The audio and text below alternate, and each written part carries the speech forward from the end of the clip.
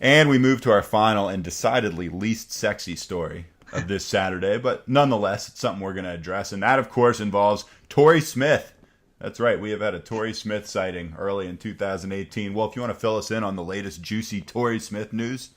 It is actually surprisingly juicy. I know it's easy to laugh at because Torrey Smith has been just complete garbage since, who knows, back with the Ravens he had a couple of good seasons, but he seems like a complete nobody since then.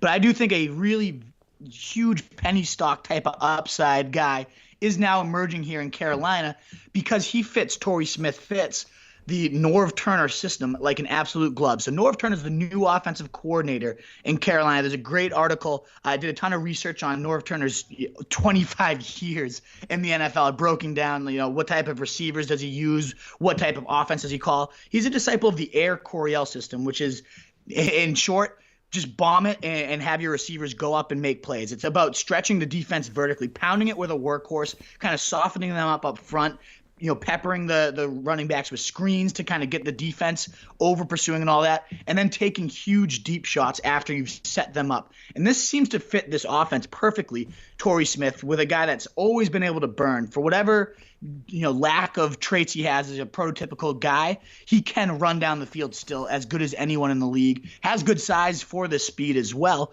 And that's just the type of mold that thrives in the system. You got Cam Newton with a cannon arm, willing to rope it down the field for sure.